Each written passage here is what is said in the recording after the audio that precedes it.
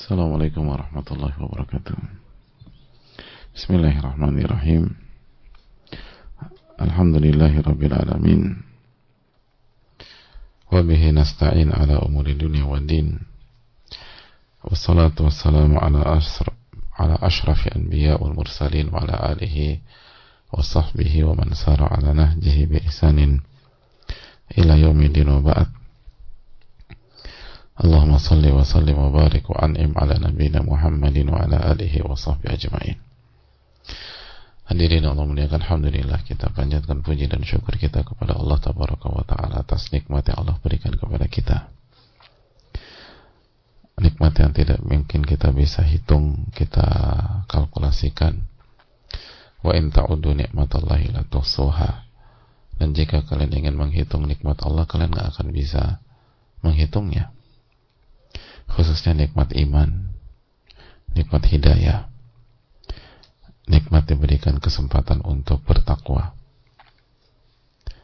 Itu nikmat yang tidak bisa kita kalkulasikan dengan angka-angka dunia.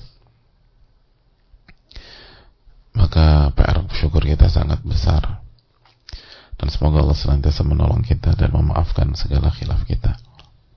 Amin ya rabbal alamin. Dan kita meminta kepada Allah juga ilmu yang bermanfaat dan dilindungi dari ilmu yang tidak bermanfaat. Allahumma inna nas'aluka ilman nafi'a wa na'udzubika min ilmin la yanfa'. Dan kita meminta kepada Allah dengan nama-namanya yang al-husna dan sifat-sifatnya yang al-ula, yang maha tinggi, maha sempurna, agar Allah menjaga dan melindungi kita, orang-orang yang kita cintai, orang tua, keluarga, sahabat-sahabat kita, guru-guru kita, ulama-ulama kita, dan umat dimanapun berada, khususnya yang sedang terzolimi, teraniaya di Palestina dan di berbagai macam tempat di dunia. Semoga Allah SWT memberikan taufik untuk bisa terus bersabar. Semoga Allah SWT memberikan pahala besar untuk mereka, memberikan keistiqomahan, kekokohan iman, dan semoga Allah SWT menyembuhkan yang sakit dan terluka, dan semoga Allah SWT memberikan husnul khatimah bagi yang wafat, dan semoga Allah SWT menolong kita dimanapun dan kapanpun kita berada. Amin ya rabbal alamin. Dan hadirin Allah muliakan,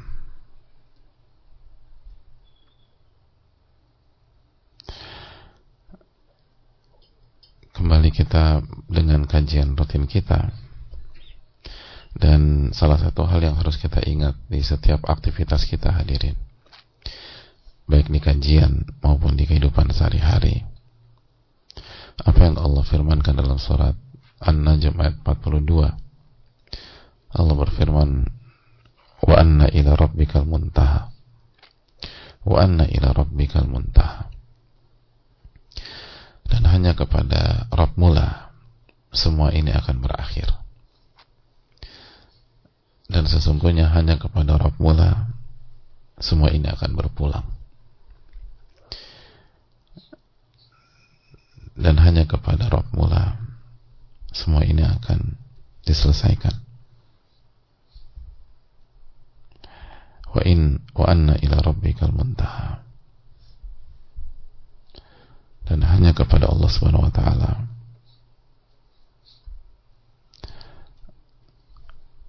semua ini berakhir. Segala perkara akan kembali kepadanya, dan segala urusan akan kembali kepadanya cepat atau lambat, dan semua orang akan dibangkitkan dan akan berhadapan dengannya Subhanahu wa ta'ala. Maka wa ilallahil muntaha fi kulli hal. Hanya kepada Allah semua ini akan selesai dan berakhir. Mau kita belokkan seperti apapun, semua akan kembali kepada Allah Subhanahu wa ta'ala. Manusia mau menghindari kematian dengan segala cara pun, ia akan mati dan ia akan kembali kepada Allah. Kita mau riya seperti apapun, nggak ikhlas, cari wajah manusia, cari wajah makhluk, dan orientasinya dunia, semua akan kembali kepada Allah. Allah akan tanya.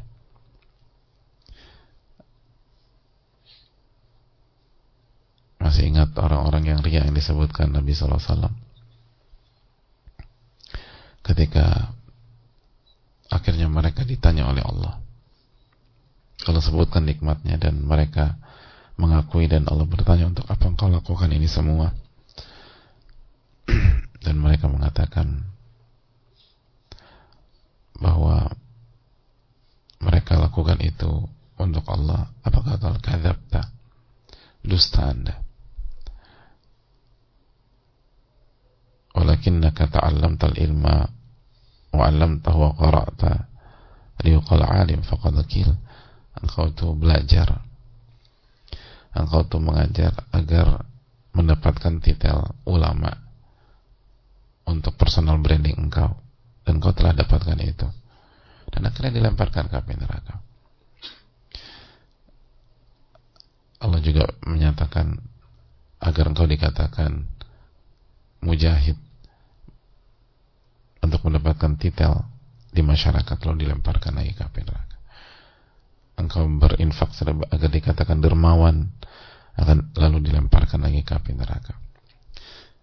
Ini kan pelajaran hadirin sekarang, bahwa semua akan berakhir kepada Allah Subhanahu wa taala. Fa ilahi yantahil ilmu wal hikam wa rahma wa sairul kamalat. Semua keindahan akan kembali kepada Allah. Ilmu itu berakhir di sisi Allah Subhanahu wa taala. Begitu juga dengan kebijaksanaan, rasa sayang, semua hal. Maka coba kita renungkan kajian kita dan aktivitas kita sehari-hari. Apakah benar wa anna ila rabbikal muntaha? Apakah arahnya ini kepada Allah Subhanahu wa taala? Apakah arah kajian kita itu kembali dan berakhir ke Allah Subhanahu wa taala? Aktivitas kita, apakah kita arahkan untuk berakhir ke Allah Subhanahu wa taala? Pekerjaan kita, apakah memang kita arahkan dan kita perjuangkan untuk berakhir ke Allah Subhanahu wa taala? Bisnis kita, apakah memang kita arahkan dan tujukan untuk berakhir ke Allah Subhanahu wa taala? Dan begitulah seterusnya. Makanya kan kita tahu, inna salati wa nusuki wa mahyaya wa mamati lillahi rabbil alamin. Sesungguhnya salatku, sembelihan dan ibadahku, hidupku dan matiku lillah, untuk Allah Subhanahu wa taala, untuk berakhir ke Allah Subhanahu wa taala. La syarikalah, enggak boleh ada sekutu, enggak boleh ada pihak lain. Wakadzalika umirtu, dan itulah yang diperintahkan kepadaku. Wa ana awwalul muslimin, dan aku orang yang pertama kali berislam. Oleh karena itu hadirin Allah muliakan, sekali lagi, seringkali karena kesibukan kita lupa untuk memikirkan sebenarnya kemana hal ini akan berakhir. Seringkali karena kepadatan schedule atau aktivitas, kita sering lupa memikirkan dan mengarahkan sebenarnya ke siapa semua ini akan berakhir. Gak bisa hanya mengalir begitu saja. Kita harus pastikan bahwa apa yang kita lakukan, apa yang kita kerjakan, perjuangkan untuk berakhir ke Allah Subhanahu wa taala dengan keridhaan kita. Memang niat kita ke sana, karena niat atau nggak niat semua akan kembali ke sana. Allah taala misal, Allah taala, walaupun kita berusaha palingkan, nggak akan pernah berhasil. Maka arahkan kembali kepada Allah Subhanahu wa taala dengan segala keridhaan dan keikhlasan. Dan itu yang perlu kita, sebagaimana orang yang mempersiapkan mati dan tidak mempersiapkan mati, semua akan mati. Maka kalau gitu persiapkanlah, karena suka atau nggak suka, mengarah atau kabur, kullu nafsin dha'iqatul maut. Dan nantinya wa anna ila rabbikal muntaha, Anda akan berakhir ke Allah tabaraka wa ta'ala. Semoga Allah memberikan taufik kepada kita. Kita buka sesi diskusi. Wassalamualaikum warahmatullahi wabarakatuh. Assalamualaikum warahmatullahi wabarakatuh. Waalaikumsalam warahmatullahi wabarakatuh. Semoga Allah memberkahi dan memberikan rahmat yang luas untuk Imam Nawawi, Ustaz dan keluarga. Amin ya rabbal alamin wa iyyakum. Semoga Allah memberikan rahmat kepada saudara-saudara kita dan umat dimanapun berada. Mohon maaf izin bertanya Ustaz, saya seorang dosen. Setelah mempelajari tentang adab, rasa-rasanya mahasiswa zaman sekarang banyak yang tidak menerapkan adab menuntut ilmu. Terlebih saya mengajar di Fakultas Pendidikan, yang idealnya mahasiswa sebagai murid dan calon guru perlu memperhatikan dan menerapkan adab menuntut ilmu, termasuk menghormati dan menghargai guru. Bagaimana Ustaz sebagai seorang dosen mengajari hal tersebut? Baiknya mulai dari mana? Terima kasih banyak Ustaz. Semoga Allah tolong Ustaz Aslutim untuk menjadi perantara tersampaikan ilmu. Amin ya rabbal alamin. Hadirin Allah muliakan, ini menjadi PR kita semua, dan marilah kita saling tolong menolong dan mensupport satu dengan yang lain. Dan kalau ditanya mulai dari mana, Nabi kita sallallahu alaihi wasallam bersabda, ibda binafsik, mulai dari diri Anda. Mulai dari diri Anda. Dan jangan pernah meremehkan keikhlasan. Rubba amalin sagir yukabbiruhu niyah, wa rubba amalin kabir tusaggiruhu niyah. Ulama mengatakan betapa banyak amal yang kecil, yang skopnya mikro dan dianggap remeh, tapi akan dibesarkan oleh niat yang ikhlas, akan diperluas oleh niat yang ikhlas. Bukankah keikhlasan Uwais Al-Qarni menginspirasi kita sampai hari ini? Padahal beliau nggak punya sistem untuk menyebarkan ilmu sampai sekarang. Bukankah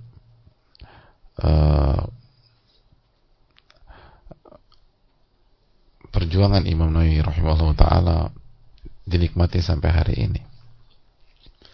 Padahal sekali lagi beliau nggak ada sistem untuk menyebarkan hal itu. Sebagai contoh saja kitab beliau At-Tibyan, karena pertanyaannya tentang adab, contohnya juga salah satu karya beliau rahimahullah At-Tibyan. At-Tibyan itu buku tentang adab ahli Quran, adab penuntut ilmu Al-Quran dan pengajar Al-Quran, dan juga itu juga bisa diterapkan untuk penuntut ilmu secara umum, karena setiap penuntut ilmu pasti berinteraksi dengan Al-Quranul Karim. Dan buku itu menjadi salah satu buku induk dan prioritas ketika seseorang punya pondok Al-Quran, punya ma'had Al-Quran, punya ma'had tahfidz, atau mengajarkan atau mendidik para penuntut ilmu atau murid-murid yang berinteraksi dengan Al-Quran dan mempelajari Al-Quranul Karim, dan diajarkan di berbagai macam belahan dunia, dan buku itu diterima sampai di Indonesia. Bukan hanya diterima, salah satu buku yang diprioritaskan, salah satu buku yang dipilih oleh umat ketika mereka mengajarkan adab kepada murid-murid dalam konteks Al-Quran secara khusus dan konteks ilmu secara umum. Pertanyaannya, kenapa beliau tulis kitab tersebut? Diriwayatkan, dijelaskan bahwa beliau menulis kitab tersebut untuk memenuhi kebutuhan murid-murid atau orang-orang belajar Al-Quran di Damaskus. Karena pada saat itu buku-buku yang dalam konteks yang sama adalah buku-buku yang besar-besar, yang mutawalat, yang pembahasannya itu panjang. Maka dibutuhkan buku yang ringkas. Maka itu yang dilakukan oleh Al-Imam An-Nawawi rahimahullah ta'ala. Jadi tujuan beliau awalnya menulis buku untuk kebutuhan di Damaskus. Tapi apa yang terjadi? Itu tadi, ruba amalin sagir tukabbiruhu niyah. Betapa banyak amal yang kecil, yang skupnya terbatas, yang skupnya sempit, Allah luaskan dengan niat. Bukan hanya di Damaskus, sampai di Jawa, di Sumatera, di Sulawesi, di Indonesia, di Malaysia, di berbagai, di Mesir, di Afrika, di Middle East, di Timur Tengah, bahkan di Eropa atau di Amerika, buku itu tersebar dan buku itu dikaji. Dan bukan hanya di zaman Imam Nawawi, sampai hari ini dikaji. Sampai hari ini dikaji. Ini kan pelajaran bagi kita. Jangan pernah meremehkan amalan yang ditujukan kepada Allah. Yang penting ingat apa yang kita bahas di awal. Wa anna ila rabbikal muntaha. Dan hanya kepada Rabbmu semua ini berakhir. Pastikan kalau kita berusaha melakukan perubahan dan perbaikan, itu semata-mata karena Allah Subhanahu wa taala.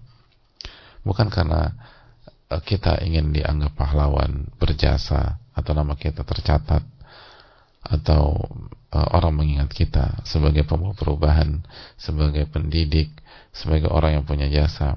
Nah, semua ini nggak boleh berakhir di kita. Tapi ini harus berakhir ke Allah Subhanahu wa taala. Sekali lagi, apa yang kita kerjakan nggak boleh berakhir di kita. Wa anna ila rabbikal muntaha. Dan hanya ke Rabbmu lah semua ini berakhir. Semua ini berkesudahan. Itu contoh. Jadi mulai dari diri sendiri dan mulai menjaga keikhlasan. Lalu pelan-pelan kasih contoh, kasih kedua. Buka referensi. Perlihatkan betapa indahnya peradaban kita dan betapa tingginya value kita. Dan ini butuh keikhlasan, butuh kesabaran. Sekali lagi, kalau itu baru satu contoh kan Al-Imam An-Nawawi rahimahullah, itu dampaknya sudah seperti ini. Kita belum bicara nama-nama besar lainnya. Jadi seringkali hari ini, apalagi dalam kondisi kita punya dalam tanda kutip semuanya, semua fasilitas yang tidak dimiliki atau mayoritas fasilitas kita hari ini nggak dimiliki oleh ulama dulu. Tapi kenapa dampaknya berbeda? Kenapa mereka long lasting, mereka sangat solid dan bertahan? Kenapa seringkali yang kita kerjakan menguap? Ini bukan tentang hal-hal fisik atau intangible. Ini bukan masalah, bukan tentang tangible, tapi intangible. Ini hal yang kasat mata. Ini yang di luar kasat mata. Ini yang nggak kelihatan. Ini yang abstrak. Ini yang intangible. Yaitu keikhlasan, ketulusan. Dan itu menjadi PR kita semua, termasuk yang bicara. Dan kita harus banyak minta pertolongan kepada Allah Subhanahu wa taala, agar Allah Subhanahu wa taala memberikan pertolongannya kepada kita. Dan kalau kita ikhlas, dampaknya akan sangat besar. Dampaknya akan sangat besar. Allah taala bisa mungkin itu.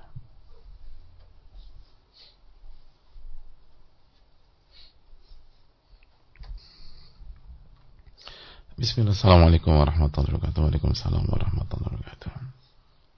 Semoga Allah senantiasa menjaga, memberikan keberkahan kepada Ustadz, keluarga, dan saudara-saudari yang hadir pada majelis yang insyaallah Allah ridhai, amin ya rabbal alamin. Semoga Allah memberikan hal yang sama kepada yang bertanya, dan semoga Allah memberikan rahmatnya kepada ulama kita khusus Imam Nawawi dan kepada saudara-saudara kita yang lain, amin ya rabbal alamin. Ustadz Afan, saya ingin bertanya, ada seorang saudari muslimah yang pernah mendapati bapaknya berselingkuh. Kemudian ketika ia ingin menikah, ia merasa takut terkena imbas atau akibat dari perbuatan bapaknya yang pernah berselingkuh. Karena baginya zina adalah hutang dan akan berdampak pada anak atau saudaranya. Bagaimana Ustadz, apakah ketakutan saudari muslimah tersebut benar? Apakah saudari muslimah tersebut pasti akan menerima akibat atau imbas dari perbuatan bapaknya? Syukran jazakallahu khairan. Terima kasih atas pertanyaannya. Hadirin Allah muliakan, memang di satu sisi al-jaza min jinsil amal. Balasan itu tergantung jenis perbuatan.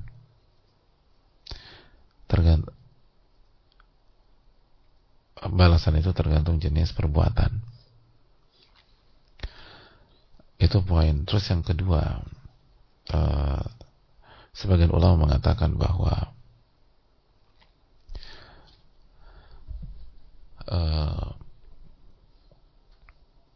apa yang dilakukan oleh orang tua di luar itu seringkali akan menyerang anggota keluarganya di dalam. Walaupun anggota keluarga nggak ada yang tahu apa yang dilakukan oleh orang tersebut, suami tersebut, atau istri tersebut, atau ayah tersebut, atau ibu tersebut. Al-jaza min jinsil amal akan menyerang anggota keluarga. Itu memang dijelaskan sebagian ulama. Dan salah satu alasannya, argumentasi mereka, ini yang perlu kita ingat loh. Hadirin Allah muliakan. Perlu kita ingat dalam masalah zina, ini kan masalah zina ya. Ketika seseorang berzina, lalu berdalih ridho sama ridho, suka sama suka, jangan dipikir itu masalah berhenti sampai di sana.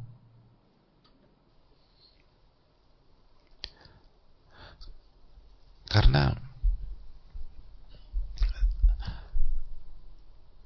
dalam masalah zina dijelaskan para ulama seperti Syekhul Islam dan lain-lain, zina itu berkaitan dengan dua hak. Yang pertama hak Allah Subhanahu wa taala.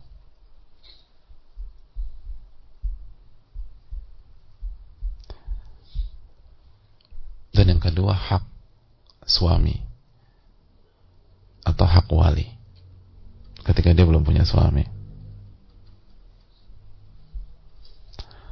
Hak Allah dan hak suami atau hak wali.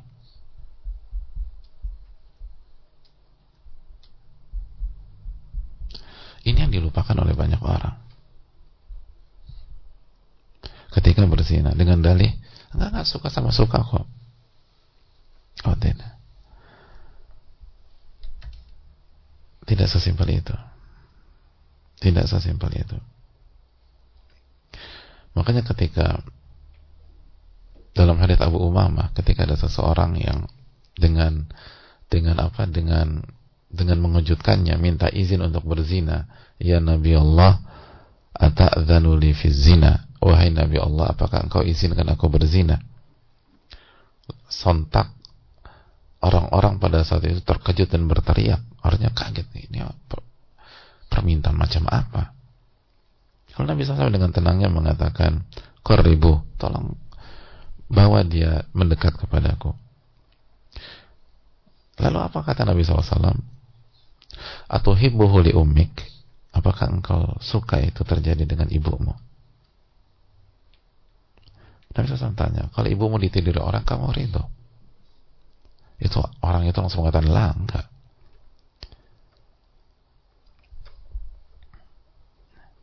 Enggak. Sampai orang itu ja'alanillahu fidak, atau ja'alanillahu fidaka. Jadi bahasa penekanan. Lalu apa kata Nabi SAW? Lihat, kadzalikan nasu la yuhibbunahu li ummahatihim. Begitu juga dengan manusia. Mereka nggak suka kalau ibunya ditiduri oleh orang. Mereka benci itu. Terus kita, atuhibbuhu li bintik? Belum selesai Nabi SAW tanya lagi, apakah engkau ridho itu terjadi dengan putrimu? Kamu suka, nyaman kalau anak perempuanmu ditiduri oleh orang? Orang itu sontak mengatakan, lah enggak, jalanillahu fidaka, jadikanlah aku semoga Allah jadikan aku tembusanmu ya Rasul.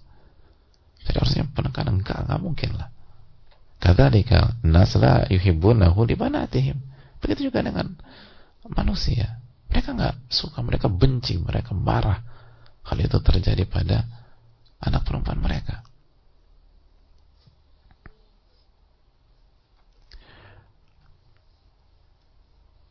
Lalu ada tambahan dalam ada taman, apakah engkau rela tantemu ditidurin itu? Dan semua pertanyaan orang itu lah, enggak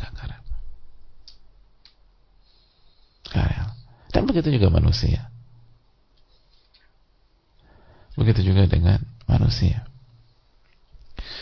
Jadi bayangkan hadirin, Nabi SAW mengatakan ibu, anak perempuan, lalu tante, dan masuk sana kakak, adik, karena ilatnya sama.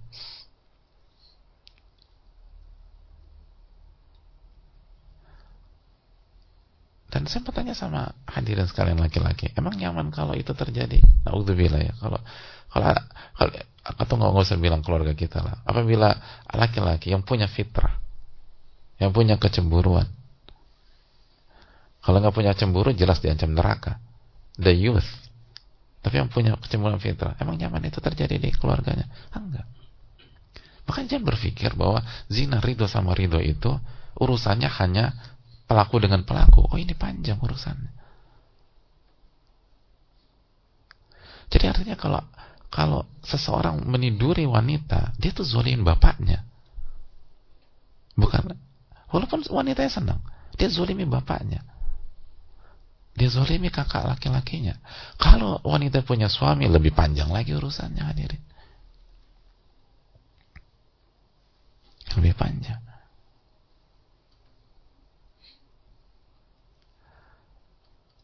Jadi hadirin Allah muliakan.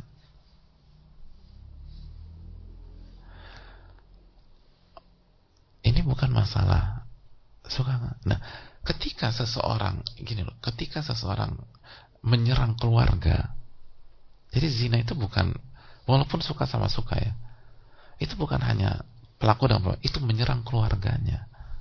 Yang Anda zolimi itu keluarga. Maka bisa sangat masuk akal kalau ketika ada seseorang melakukan itu, balasannya ke keluarganya.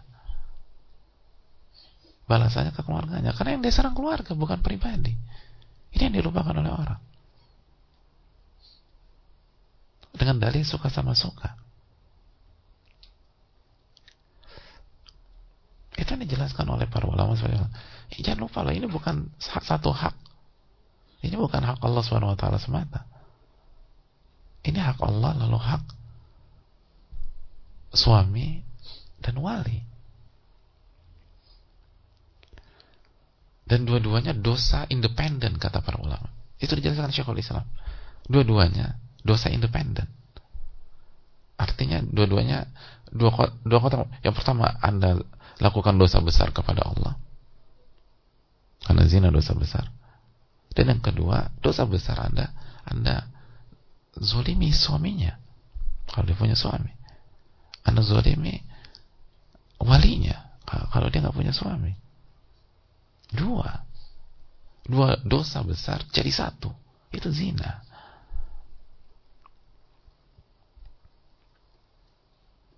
Itu zina.